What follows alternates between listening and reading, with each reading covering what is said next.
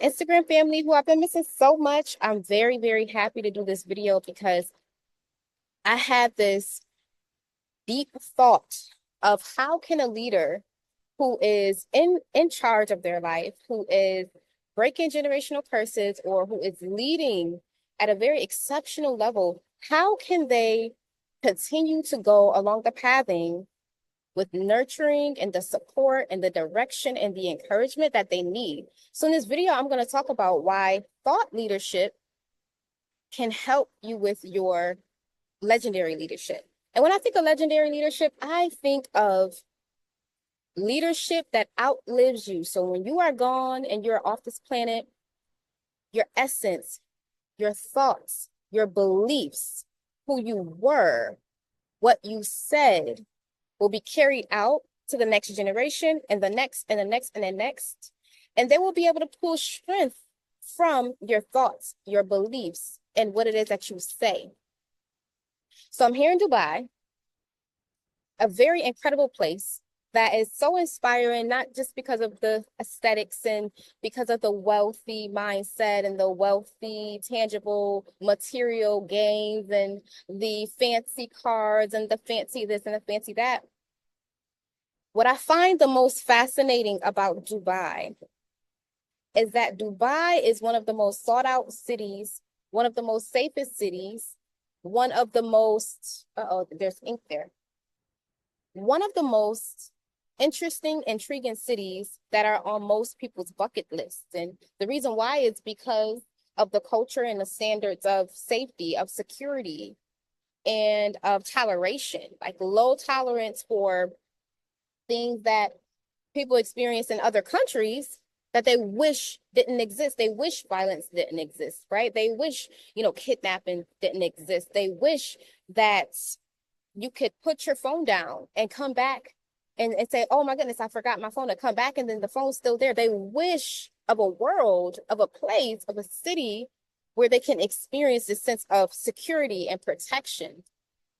And so what I find fascinating about Dubai is Dubai was cultivated and created 20 years ago. So that means if you are above the age of 20, this city was built in your lifetime.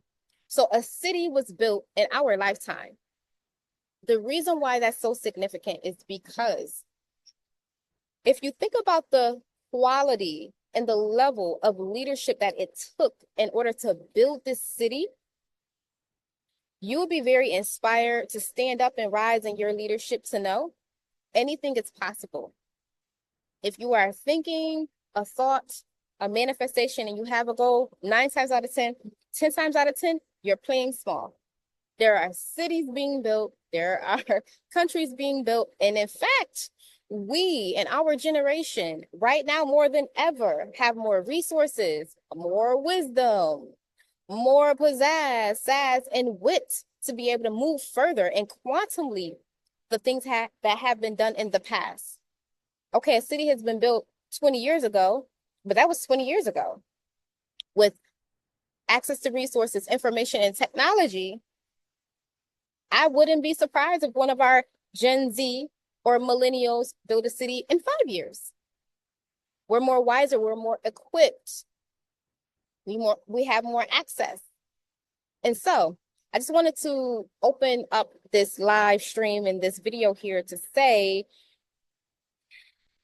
if you are in leadership, know that your leadership can cultivate cities, countries, things that you can only ever dream of. So how do we get started? Well, I want to share a story with you. Story time. I want to share a story with you because this was significant to me and very special to me. And I was maybe, let's say, a few weeks ago, right? So a few weeks ago, I had a meeting. I had a meeting scheduled. And I like to be very punctual for my meetings. I like to be present. I like to be looking like the queen that I am. I like to show up in a spirit of excellence in my meetings. So this meeting was to discuss a future opportunity, a very aligned opportunity. However, the past 4 times we were to meet, the meeting was canceled and rescheduled. And most of the time after the scheduled meeting time was. And for me, I found this to be very unprofessional. I found this to be very not cool, right? Because it's someone's time, and time is very valuable. So I'm in Dubai, which means that right now I'm 9 hours away from Eastern time. So right now it's 2 p.m. my time. So it's the afternoon when everyone back home in my home in America is sleeping right now, right? So this meeting was scheduled during Eastern time, which was the afternoon for them, but in the crack of dawn for me, in the middle of like 3 a.m. So each time this meeting is canceled and rescheduled, I'm up at 3 a.m.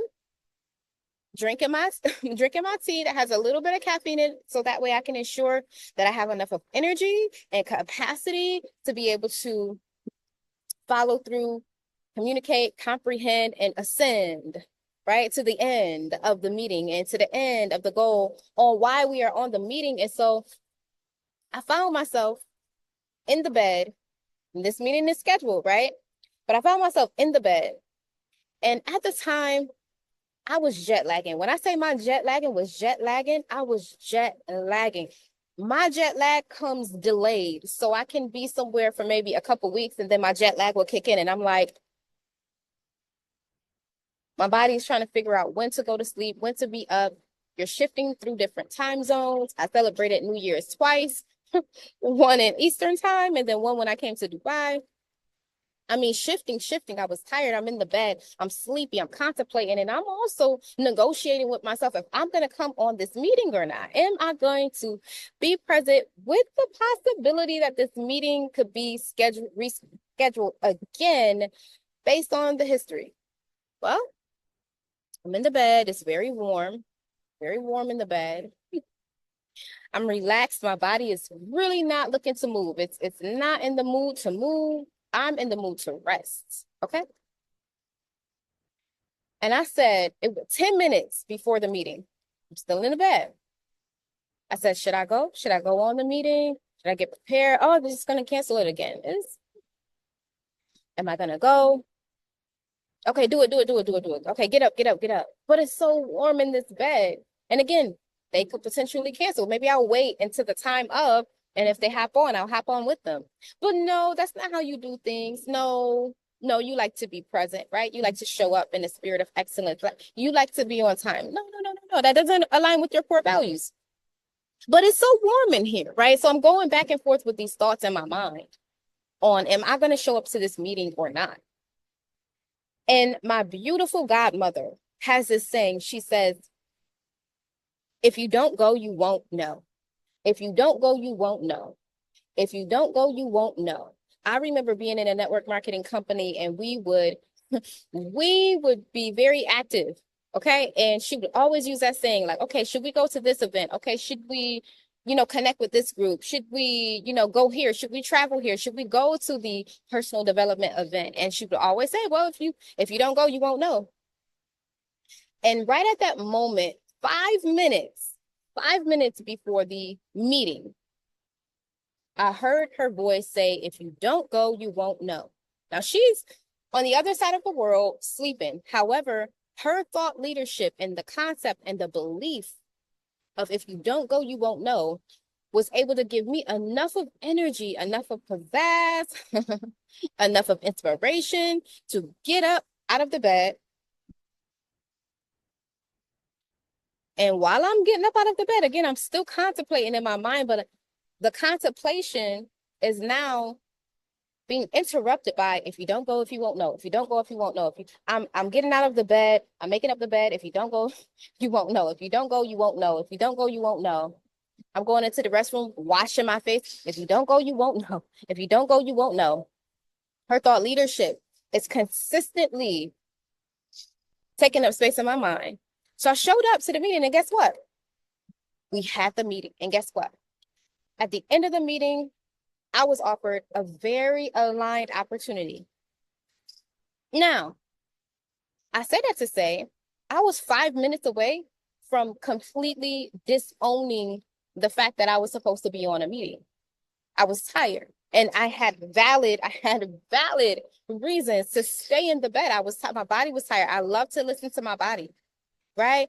But if you don't go, you won't know. If you don't go, you won't know. If you don't go, you won't know. It just kept taking over my mind. I kept hearing it. I kept hearing it in her tonality too. She's a very energized woman. She's a Sagittarius.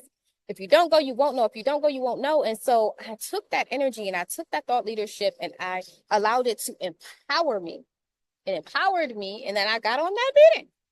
I showed up in the spirit of excellence. I was refreshed. It was only 5 minutes, but through each and every minute up into the meeting, I'm talking about 5 minutes. Minute one, if you don't go, you won't know. I'm still feeding my mind so that way I can show up and be present and come up with the energy and the capacity to come into this meeting and show up in the spirit of excellence. Minute two, I'm moving my body around with the same thought process. If you don't go, you won't know. Minute three, I'm getting myself refreshed, right? Because I stayed in the same outfit for as long as possible because I knew I was going to get on a meeting, right? And I wanted to make sure I was a little uncomfortable so that way I didn't stay in the bed. If you don't go, you won't know. Minute four, if you don't go, you won't know. Minute five, I'm on the meeting. If you don't go, you won't know. The meeting ended up being absolutely incredible. I got offered an incredible position that was in alignment and an opportunity that was in alignment. And I will say this.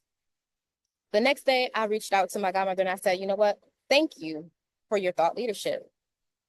I said, if you don't go, you won't know. Align me with an opportunity that I was going to literally sleep on. And so I said that to say, there's something that you say, or there's a belief that you have as a leader. There's something that you say, or there is a belief that you have that is empowering and encouraging those around you or those who have heard what you said and you don't even know it. Someone could be on the other side of the world in a different time zone and remembering what it is that you are saying and what it is that you believe in. I got the vibes playing. Okay. So I'm affirming you all can still hear me. I know that my YouTube is noise cancellation, and then I'm speaking loud enough on my phone here. So that's number one. Number two, thought leadership is actual legacy. Before we remember what Martin Luther King had, or even what he did, we remember what he said, right? Before we remember what Malcolm X did or what he had, we remember what he said. So please understand that your words and what you say as a leader, it holds so much power and so much weight that it can carry through generations, and it can carry the power, the strength of it, the potency of it, the belief of it can be carried through generations. So when I think of the concept, and this is a concept, and this is my thought leadership, speak life or speak nothing. This is a concept I like to go by. Speak life or speak nothing. Now, this does not mean that you can't be transparent about when you're feeling low. This does not mean that you have to deflect on how you feel if you're not feeling high vibrational. This does not mean that you can't speak on things that are actually happening. This does mean that you are extremely intentional about the words that come out of your mouth. When I think of my mouth and I think of my ability to communicate and my ability to speak words, I think of a beautiful fountain of wealth. I think of a beautiful fountain of inspiration. I think of a fountain of empowerment, inspiration, liberation, right? So when you think of what you say and even how you say it and where it comes from, always understand you have the opportunity every time you open up your mouth to speak life. Okay. And if you want to tap into my thought leadership, speak life or speak nothing, you'll see how greatly it can impact the way you move, how you think, how you feel, and understand that the mouth is the easiest and the quickest thing that heals on your body. If you have a cut in your mouth, or if you get a tooth pulled, or anything any injury that happens in your mouth heals the fastest out of anything on your body. So if you think of the mouth being this powerful tool of healing, you will also be able to understand that you can heal yourself. You can help heal others. You can have a healing aura about yourself that you can translate in your position at work, in your motherhood, in your relationships. You can be that healing, inspiring energy from using your voice and using this tool of power and inspiration. So there's that. Speak life or speak nothing. So meeting people here in Dubai, right? I meet a ton of people here in Dubai. People from all over, incredible human beings, Pakistanians, Asians, Indians, you name it, right? Think of it as the East melting pot. So I am meeting people here in Dubai, and I'm asking them, they're asking me, like, what do you do? What do you do? Why are you here? What brought you here? No one's from Dubai because Dubai was a created city, right? So everyone's a foreigner. So, what are you doing? Why are you here? What are you doing? Why are you here? And 100% of the time, 100% of the time, everyone is here, and the response is for my family. And it really allowed me to realize just how much leadership we have and that we are in as a people. Most of us, I would say, if you're watching this video right now, you are in a form of leadership in some way. It doesn't mean that you are a supervisor at a job. It doesn't mean that you are leading a movement. It doesn't necessarily mean that you are a motivational speaker, but this means that you have made a decision that you're going to take accountability and responsibility for your own life. And through that, you have core values and beliefs that you believe in and that you follow in order to keep you in alignment on your path and so you can fulfill your destiny, your purpose, and your calling. So, understanding that if you have made a decision, okay, an intentional decision to break generational curses in your life, to create generational habits, okay, maybe you are one of one in your family that doesn't eat meat. Maybe you are one of one in your family who have sought out financial literacy. Maybe you are one of one in your family who has beat an illness or hasn't had the illness because of the way you eat in your lifestyle. Maybe you're one of one in your social circle who is fit. Maybe you're one of one. Like, no matter what it is that you do, who you are is what leadership is actually about.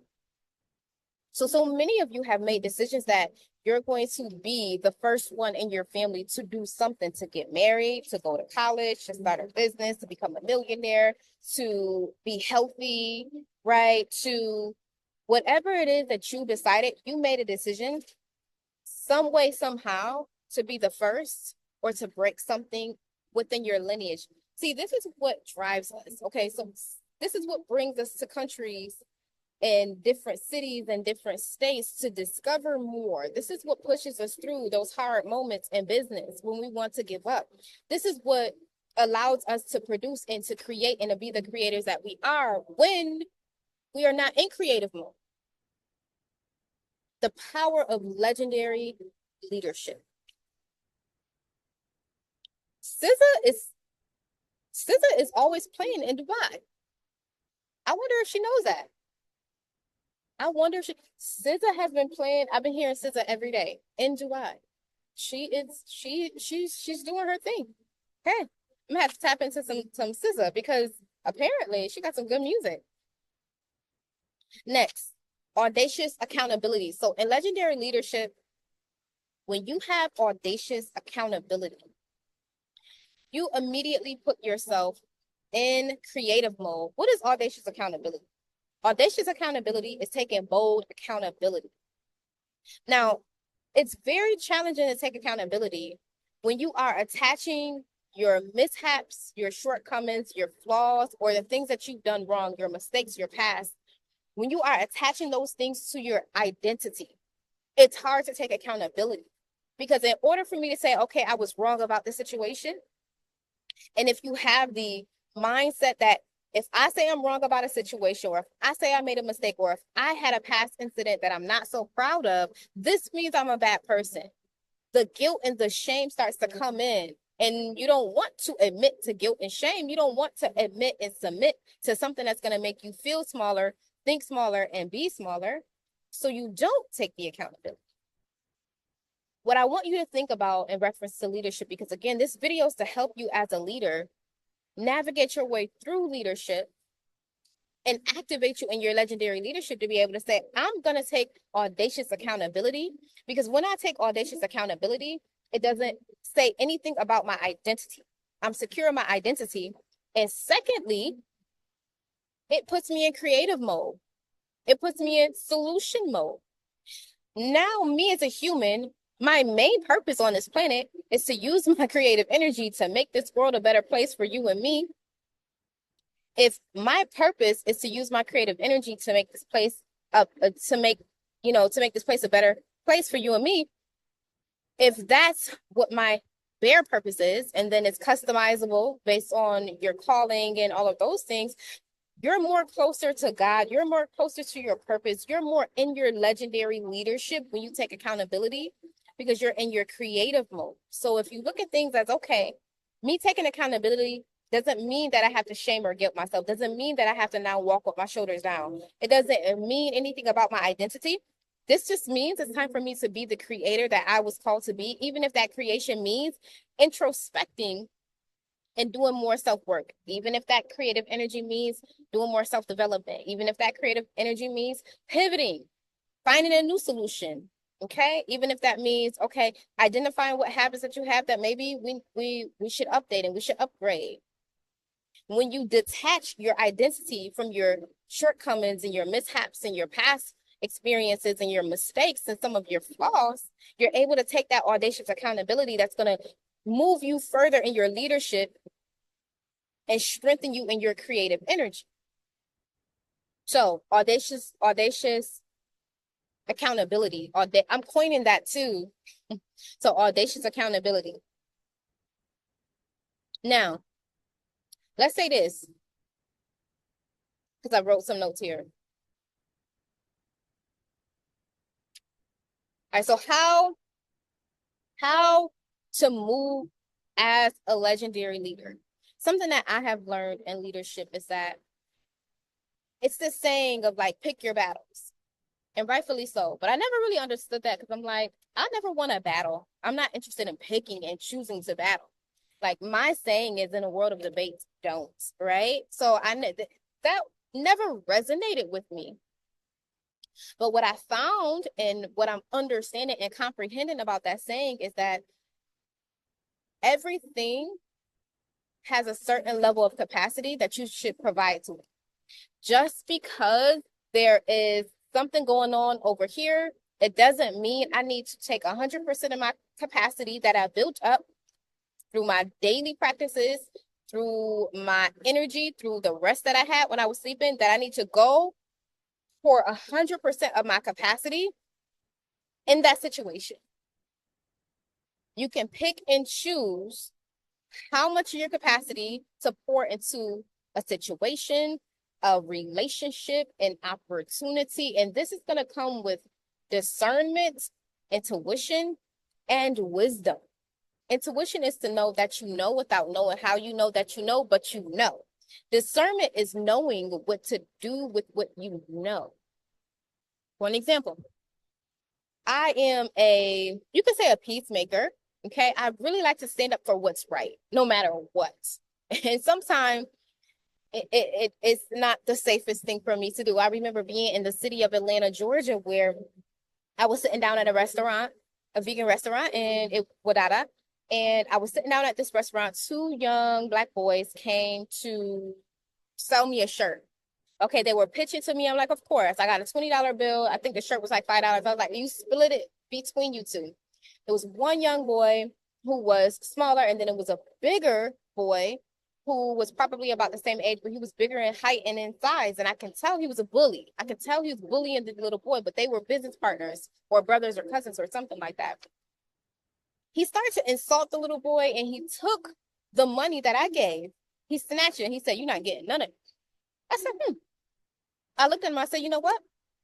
You think you're winning right now. You think you're winning right now, right? You think you're winning right now, but I'm going to tell you this. That's not right. Okay? That's not right. They began to argue back and forth. And I mean, they're insulting each other, arguing back and forth. And the little boy says, wait right here. I'm going to go get my gun. I said, oh my gosh, this just escalated, right? Here I am in the middle of this argument. and soon to be violent, trying to make peace and showcase to this young boy, hey, having character, it's going to beat you winning and manipulating and bullying any day. So I went on to, I stopped him. I said, listen, I got big sister, right? Because I have a younger brother. I got really big sister. I said, listen, do you know who you are? I said, you're a black boy who's gonna turn to be a black man. Do you know what goes on in the United States of America with black boys? Do you know? Like, do you have any idea? He's like, yeah. I said, listen, do you think that it would be wise to help assist the propaganda and all the things that are happening to black young boys? Do you think it's wise for you to support that with your actions? Do you think it's wise to go as far as attempting to take someone's life because you want to bully them? Do you think that's wise? Now, if something was to happen to you, how would your mother feel? Oh, she would feel like, she would be devastated. I said, okay, so do you think it's right for his mother to feel that way? And immediately I could see the demeanor of this young boy, and I could see how everything just switched for him. And his eyes started to water. And I said, exactly. I said, what you all are going to do is I'm going to trust you to know that you're going to split this money with him. You're going to apologize, and then you're going to move forward and decide maybe this is not a good partnership anymore. And you all are going to go your separate ways. But you're going to do right by him. You're going to pay him the money, right? And you're also going to apologize. And from there, they started moving on and moving forward. I don't know what happened after that, but I said that to say I have this thing about me that wants to always provide equality and peace, because right is right and wrong is wrong, no matter what it looks like.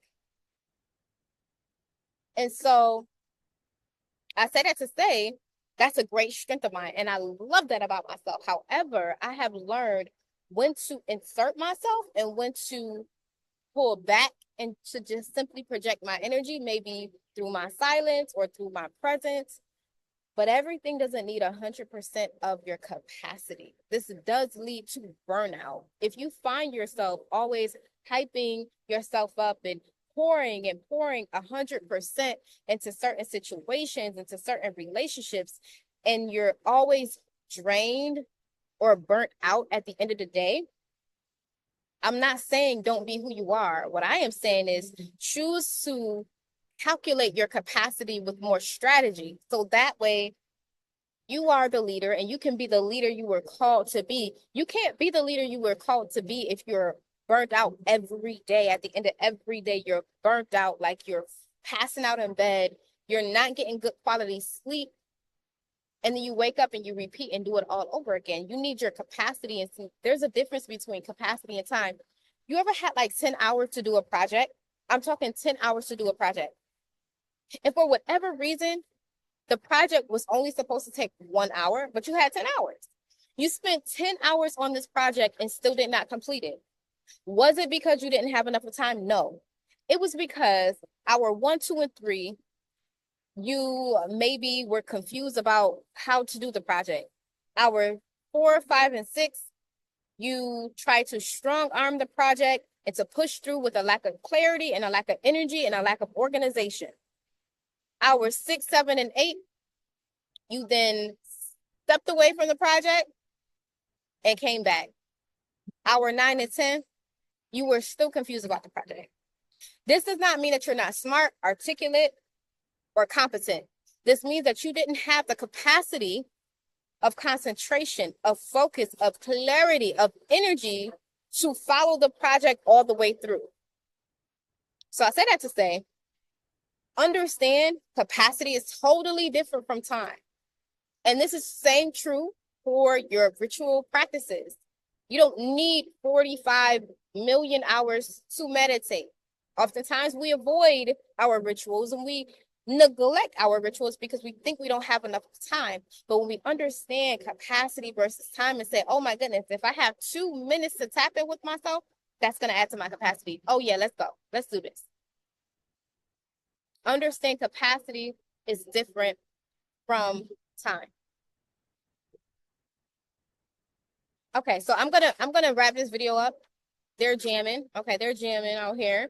And so I'm affirming that you all were able to hear me effectively.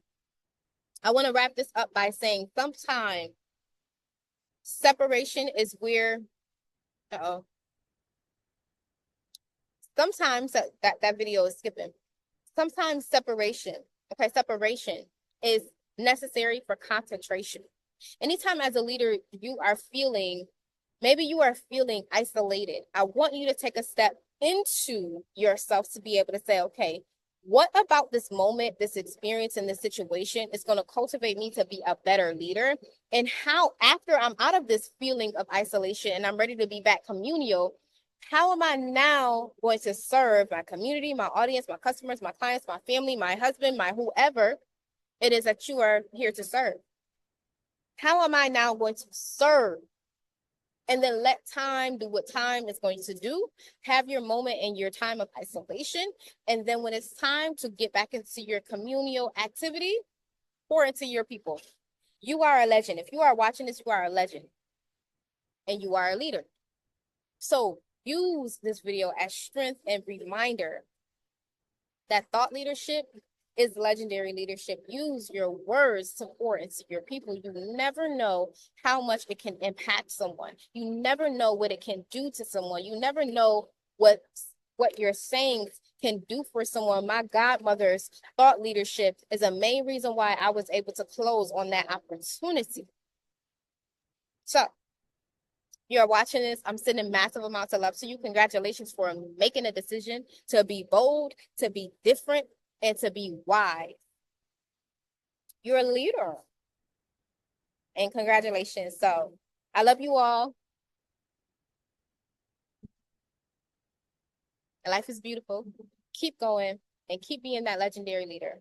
Take audacious accountability and speak life or speak nothing. Peace.